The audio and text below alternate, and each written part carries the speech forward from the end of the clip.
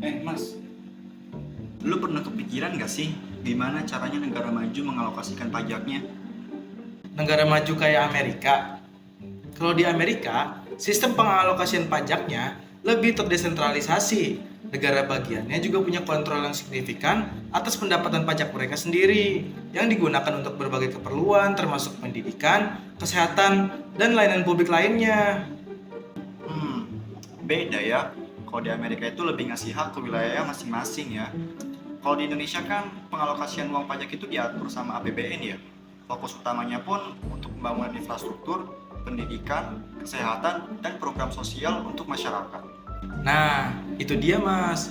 Tapi dengan adanya sistem pengalokasian pajak ini, apa ada pengaruhnya ya buat pembangunan ekonomi dan kesejahteraan masyarakat Mas? Kalau di Indonesia, fokus pada pembangunan infrastruktur sangat penting. Tujuannya untuk meningkatkan konektivitas dan daya saing ekonomi. Selain itu, investasi dalam bidang pendidikan dan kesehatan diharapkan dapat menciptakan sumber daya manusia yang berkualitas, Mas. Lebih terpusat ya kalau di Indonesia. Kalau di Amerika, sistem desentralisasi memberikan fleksibilitas bagi setiap negara bagian untuk menyesuaikan penggunaan uang pajak sesuai dengan kebutuhan lokal mereka. Makanya itu memungkinkan adaptasi yang lebih baik terhadap perubahan dan keunikan setiap wilayah. Kalau sistem desentralisasi kayak gitu, gimana proses pengalokasian uang pajaknya, Mas? Di Amerika, lembaga federal seperti Government Accountability Office dan Inspektorat Negara Bagian itu memainkan peran penting dalam mengawasi penggunaan uang pajak. Selain itu, ada juga undang-undang terkait kebebasan informasi yang memastikan transparansi. Sama ya. Kalau di Indonesia, pemerintah juga punya kewajiban untuk memberikan laporan yang terbuka dan transparan tentang penggunaan uang pajak. Lembaga pengawas seperti Badan Pemeriksa Keuangan berperan dalam memastikan akuntabilitas juga, Mas.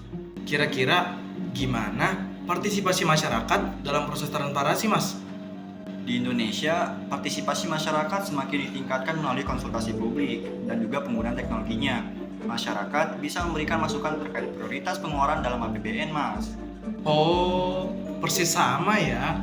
Di Amerika juga, partisipasi masyarakat juga diakomodasi melalui proses pemilihan umum dan keterlibatan dalam kebijakan di tingkat negara bagian. Pemilih biasanya memilih para pemimpin yang mencerminkan nilai dan prioritas mereka.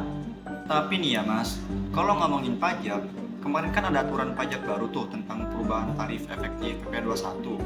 Nah, gue lagi nyari konsultan nih buat hitungin penghasilan gue buat nyesuaiin sama aturan ini. Kira-kira lu ada saran atau rekomendasi gitu gak? Oh, konsultan pajak. Kalau itu mah lu tinggal hubungi aja konsultan pajak Rahayu, salah satu konsultan pajak yang populer di Kota Bogor.